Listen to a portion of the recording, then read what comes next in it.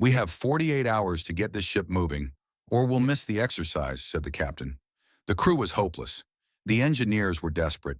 Then a woman from the visitors section, plainly dressed with gray hair, quietly said, "I can help." No one knew she was the most brilliant engine designer in Navy history until she accomplished the impossible. Welcome to Unsung Valor Stories. Before we begin today's story, tell me in the comments which city you're watching from. And if you believe stories like this need to be heard, hit that subscribe button to support us. The USS Nimitz had come to a standstill in the middle of the Pacific Ocean.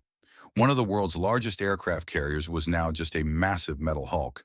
The 333-meter-long sea giant would normally cut through ocean waves with its powerful engines. But now waves were crashing against the side of the ship, and crew members were anxiously pacing the deck. A malfunction in the main propulsion system had completely paralyzed the ship. A crew of 5,000 and billions of dollars worth of military equipment were now stranded in the middle of the ocean. On the deck, helicopters waited motionless, flight crews anxiously awaiting the next instruction. At the stern of the ship, the American flag waved in the light breeze, and the salty smell of the sea filled the air. Captain William Hayes was pacing back and forth on the bridge. In his 30-year naval career, he had never encountered such a situation. Deep lines of concern marked his face. His uniform was impeccable as always, but his shoulders had slumped with fatigue and tension. The exercise was set to begin in 48 hours, and the ship was still 600 miles from port. The engineering team had been working nonstop for 14 hours, but couldn't solve the problem. "What's the status, Chief Engineer?" Hayes asked over the radio. His voice was controlled, but there was an underlying tension. "We still haven't identified the main issue, Captain," replied Chief Engineer Rodriguez. His voice was tired, and in the background, metal sounds and shouts could be heard. "There's a problem with the control systems, but we can't find the cause. All diagnostic tests look clean, but the engines still won't start. We've notified headquarters. A specialist team from Norfolk is on the way, but they won't arrive for at least 24 hours. Hayes sighed, looking out the window at the vast ocean. "By then, we'll have missed the exercise. This will be a major blow to the fleet's prestige. When Admiral Jensen hears about this..." "I understand, Captain," said Rodriguez. "My team is doing everything they can. We're working 3 shifts non-stop, but the system is acting like it's seen a ghost." "There are no ghosts, Chief Engineer. Just a technical problem we need to solve. Keep working and keep me informed of any developments." "Yes, Captain." Hayes closed the radio and turned to his team on the bridge. They were all silently looking at him, the same concern in their eyes. The annual exercise was a prestigious event for the Pacific Fleet. Naval forces from 7 countries were participating, and the Nimitz was the flagship of the American fleet.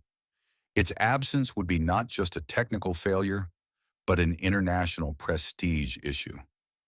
"How are our VIP visitors doing?" Hayes asked Lieutenant Wilson, the communications officer. "They're all in the guest quarters, Captain.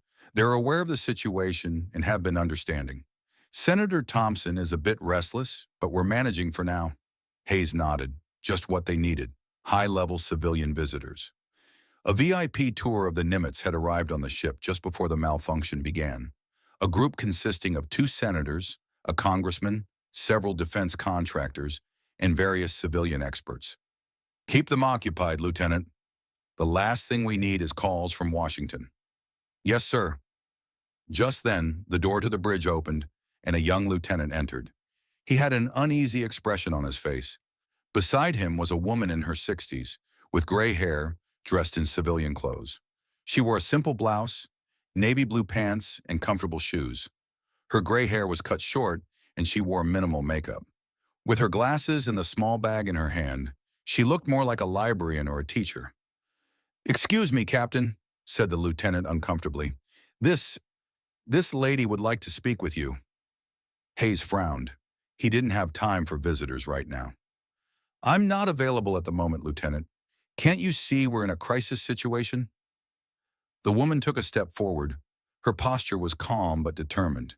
In her eyes, Hayes immediately noticed a spark of intelligence. "That's exactly why I'm here, Captain Hayes. I can help." Hayes waved his hand impatiently. Who did this civilian woman think she was?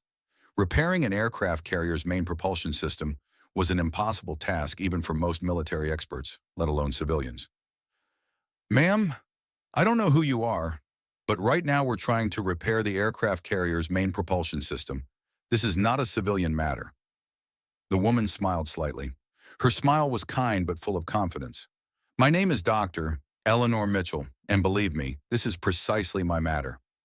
The lieutenant leaned into Hayes's ear. Captain, this woman came with the visitor group. She's on the VIP list, but I don't know exactly who she is. She's just recorded as a technical consultant. Hayes sighed. The visitor tour, what bad timing. A group of senators and high-ranking civilians had come to tour the Nimitz just before the ship malfunctioned. Now he had to deal with them, too. Dr. Mitchell, I'm sorry, but I can't attend to you right now. Lieutenant, please escort the doctor back to the other visitors.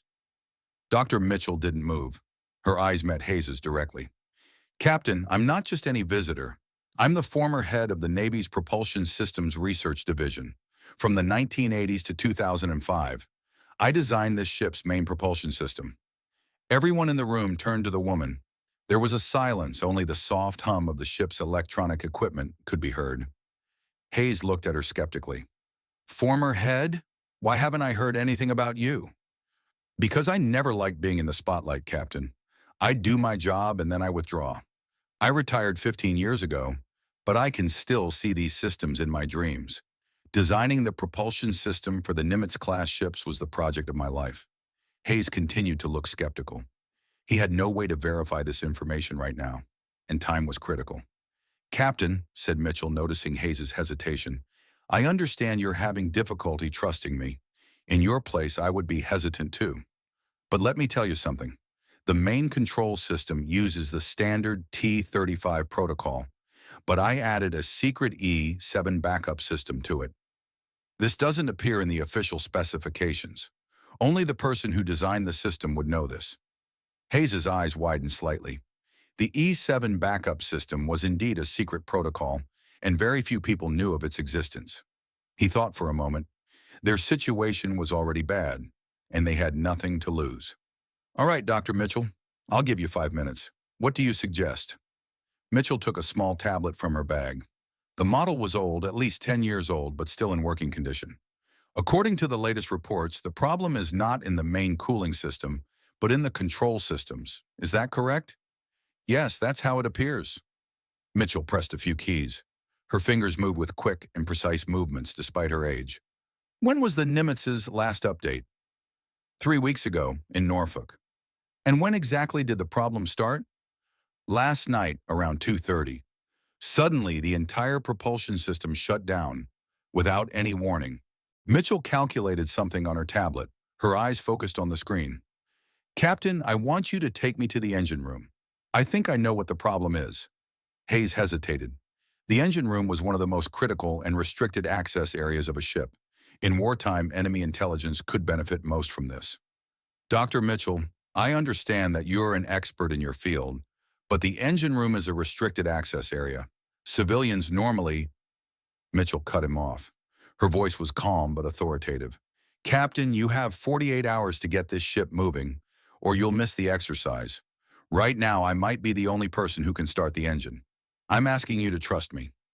Hayes thought for a long moment. He adjusted the collar of his uniform, feeling the weight of making a decision.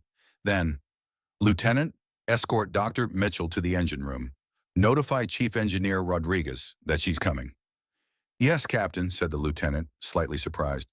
Dr. Mitchell, please come with me. Mitchell nodded to Hayes in thanks and followed the lieutenant. As they were leaving through the door, Hayes called after them. And Dr. Mitchell, I hope you're right. Mitchell turned and smiled slightly. So do I, Captain. So do I. The engine room was a vast and complex space in the lowest part of the ship. When you descended the metal stairs, you would first be met with stifling heat, then the hum of machinery, or at least that would be the case under normal circumstances. Now a strange silence dominated the room. Only the beeping sounds of diagnostic equipment and the murmurs of tired engineers could be heard. Hundreds of pipes, cables, and control panels formed the heart of the ship. Engineers and technicians were working, drenched in sweat. In some places, a panel was opened. and the cables inside were being checked. In others, an engineer was analyzing data on their tablet. Chief Engineer Rodriguez stood in front of the main control panel, looking exhausted with his disheveled hair and reddened eyes. He was in his 40s, of Latin descent, an experienced naval officer. He was known as a confident and cheerful man, but now his face showed deep concern. "Chief Engineer," said the lieutenant, "this is Dr. Eleanor Mitchell. The captain sent her to help you." Rodriguez looked at the woman skeptically. Fatigue and lack of sleep seemed to have worn down his patience. "Dr. Mitchell? Doesn't ring a bell. Which unit are you from?" Mitchell calmly said, "I'm not from any unit, Mr. Rodriguez. I'm a civilian, but I'm the person who designed this propulsion system." Rodriguez's eyes widened. "Wait, Mitchell? Eleanor Mitchell? But you're a legend. We read your papers at the Naval Academy. We studied your designs in Propulsion Systems 101. Mitchell humbly bowed her head. "You're very kind, Mr. Rodriguez. But now, instead of legends, let's focus on our real problem. Could you show me the latest diagnostic reports?" Rodriguez quickly brought a tablet. Mitchell examined the reports, asked a few questions, then turned to the main control panel. Her eyes followed the complex screens and data flow. Despite being retired for 15 years, she still seemed to remember every detail. "The problem is in the control algorithm. The latest update must have reactivated an old error code." "Look here," she said, pointing to a line of data on the screen. "The system is locking itself in safe mode because it's detecting a phantom threat." "We checked this," said Rodriguez. "The error code looks clean. We disabled all security protocols. It still doesn't work." "It appears that way, but this system has a feature. I added it as a safety measure. If the system detects overheating under certain load, it automatically shuts down. But before shutting down, a backup protocol engages. This protocol is invisible in the main code." Mitchell bent down under the control panel and opened a panel. She turned a small lever, and a hidden compartment opened. Inside was a terminal unknown to normal maintenance personnel. Mitchell connected her tablet to this terminal. "What is this?" asked Rodriguez, astonished. "I've never seen this panel, and I've been working on this ship for 5 years." "Back door," said Mitchell, smiling. "Every engineer adds a back door to their design, just for emergencies. Under normal circumstances, I wouldn't tell anyone about this, but right now we're in an emergency." Mitchell quickly typed codes into the terminal. Her fingers danced across the keyboard. Complex commands appeared on the screen, green text flowing over a black background. The young engineers around her watched in admiration.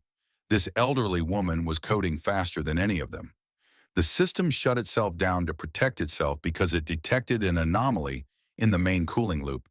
But this isn't a real anomaly, just a bug in the algorithm. The latest update probably overlaid old codes onto the new system, creating a conflict. "How can you be sure?" asked Rodriguez. "All our diagnostic tools show no error." "Because I fixed this bug 20 years ago, but it seems the old code fragments came back into play with the latest update. A classic software bug. Young engineers update systems without fully understanding the old ones. History repeats itself, Mr. Rodriguez." Mitchell entered the last few commands and pressed OK. Suddenly, the terminal began flashing with a green light. A series of beeps sounded, and the lights on the main control panel changed from red to green. And then, to everyone's amazement, the large turbines in the engine room slowly began to turn. First a slight vibration, then a gradually increasing hum, and finally a powerful engine sound. "Impossible," whispered Rodriguez. "How did you do this?" "We struggled for 14 hours. Nothing worked." Mitchell disconnected her tablet and closed the cover. "Sometimes the most complex problems have the simplest solutions, Mr. Rodriguez. The system will now work normally. But when you reach Norfolk, I recommend completely updating the control software and teach your young engineers to respect old systems. Not everything new is better." Rodriguez nodded in amazement. "Dr. Mitchell, I don't know how to thank you. 14 hours, and you solved it in 14 minutes. Mitchell smiled. "Experience is sometimes more valuable than knowledge, Mr. Rodriguez. And when I was designing this system, you were probably still in school." The news spread quickly throughout the ship. Cheers of joy could be heard from the engineering team's radios. "The engine is working, I repeat. The engine is working. The USS Nimitz was moving again.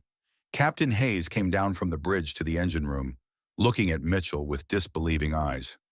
Dr. Mitchell, I don't know how to thank you. You just saved the fleet's reputation. Mitchell nodded modestly. No need to thank me, Captain. This ship is the work of my life. Seeing it operational is reward enough for me. But why didn't you introduce yourself earlier? Why do we know so little about you in the Navy? A genius like you deserves more recognition. Mitchell smiled slightly. Captain, some people like to shine in the spotlight. I've always preferred to work behind the scenes. I do my job, then quietly withdraw. Recognition was never my priority. But you're a genius. This propulsion system is one of the most important developments in naval history. And it's still working, isn't it? That's enough for me. Hayes bowed his head respectfully. Now I understand why Admiral Peterson always referred to you as the quiet genius behind the ships. Mitchell's eyes lit up. Richard Peterson. It was an honor to work with him. He was the first person who believed in my designs. Without him, this system would never have come to life. The Navy owes you a great deal, Dr. Mitchell. And today I owe you as well. Pay your debt by mentoring your young engineers, Captain. Teach them not just technology, but wisdom. Because over time, all technologies become obsolete, but wisdom is always valuable.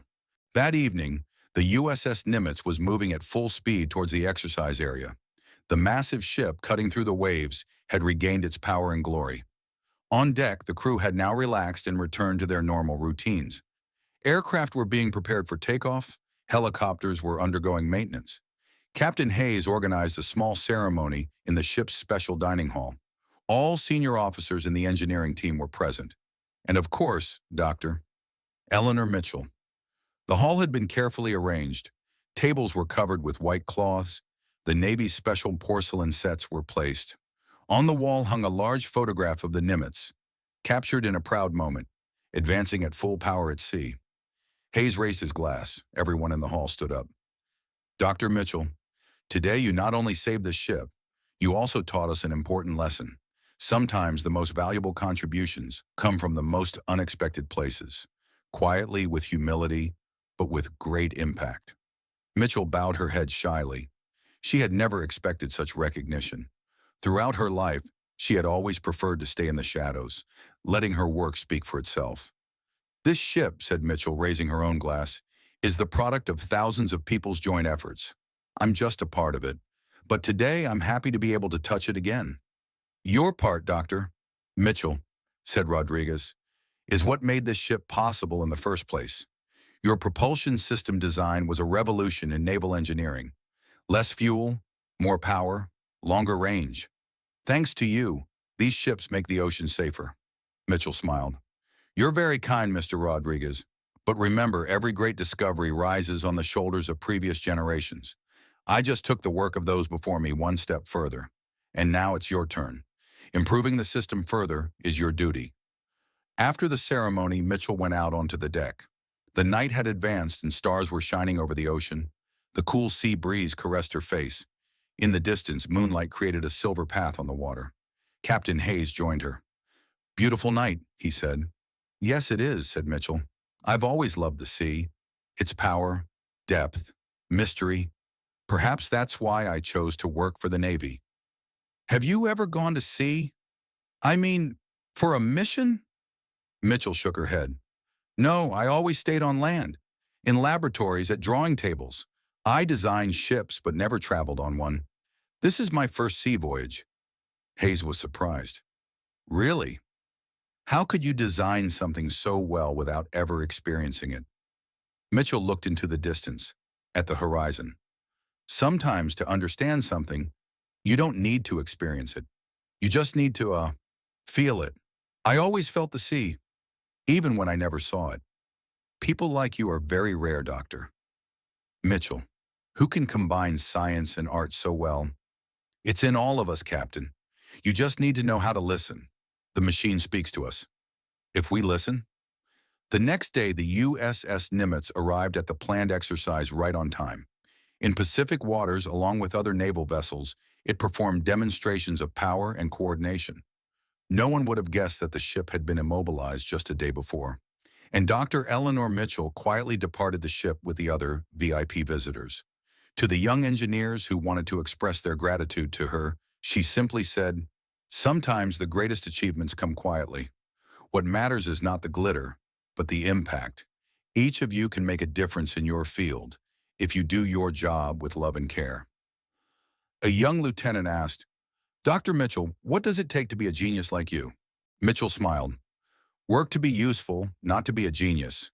Genius may be a matter of talent, but being useful is a choice, and that choice is always in your hands." A month later, a new classroom opened in the Naval Academy's engineering department, Mitchell Hall. At the opening ceremony, high-ranking Navy officials, engineers, and students were present. And of course, Eleanor Mitchell was there too. At the entrance to the classroom, under Mitchell's youth photograph, was written, "Greatness sometimes hides in the quietest corners." When she stepped up to the podium to give the opening speech, Mitchell was in her usual plain clothes.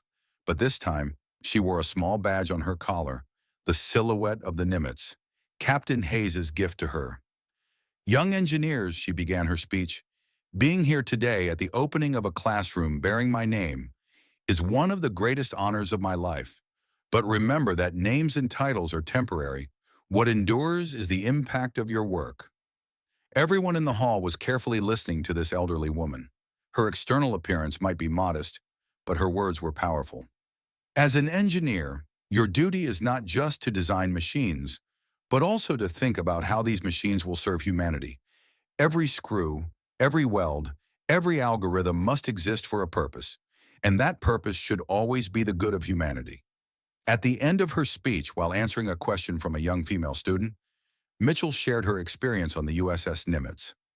"Sometimes life presents you with an unexpected opportunity, and that moment is when you need to use all your knowledge, experience, and courage. On the Nimitz, I was just a visitor, but when the ship needed my help, it was my responsibility to step forward. Each of you may face a similar situation one day. Be ready." After the ceremony, as Mitchell was walking in the Academy garden, a young woman approached her. She was in a Navy lieutenant uniform, her bright eyes shining with curiosity. "Dr. Mitchell," said the young woman, "I'm Lieutenant Sarah Rodriguez, Chief Engineer Rodriguez's daughter. My father talked a lot about you. I want to be an engineer like you." Mitchell smiled at the young woman. "Lieutenant Rodriguez, your father is a wonderful engineer. Aspiring to be like him is a great goal. But may I give you some advice?"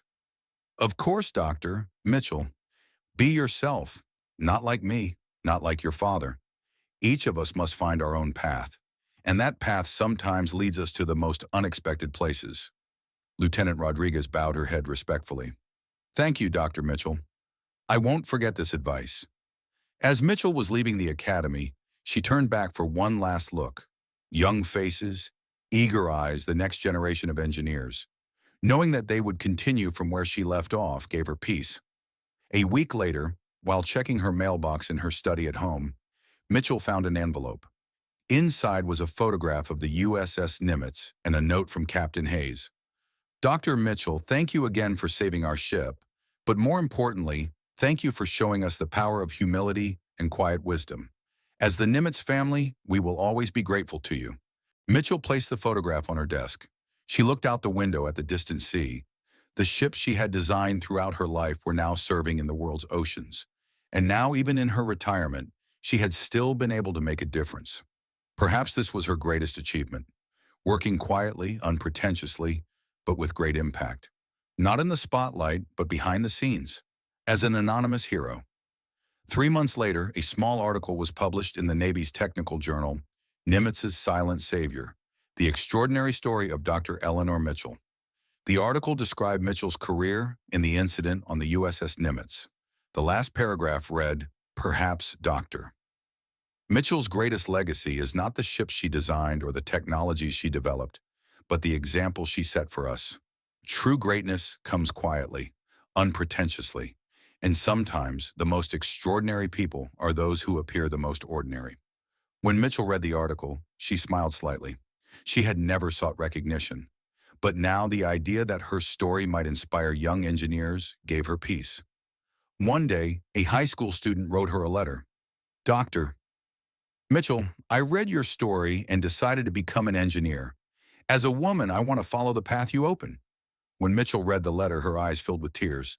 This was true success, inspiring others, touching their lives, and doing so quietly, humbly. Now think about it. Those quiet, unpretentious people you encounter in daily life. Perhaps among them is a genius, a hero, a pioneer, just not yet discovered. Because true greatness doesn't always shout. Sometimes the strongest voices are the quietest ones. Like Eleanor Mitchell, people who work quietly in their fields but create great impacts are everywhere. A teacher, a nurse, an engineer, a mother. Each in their own way is changing the world. And perhaps the greatest heroes are those who are never recognized. People who value impact, not glitter. Those who prefer to work behind the scenes rather than dance in the spotlight. Anonymous heroes. The USS Nimitz is still serving in the world's oceans. And every time its engines start, even if the crew doesn't know it, Eleanor Mitchell's spirit continues to live on that ship. Quietly, unpretentiously, but with great impact. Share your thoughts in the comments and subscribe for more stories like this. Until our next story, take another look at the ordinary people around you. Because nothing is as it seems.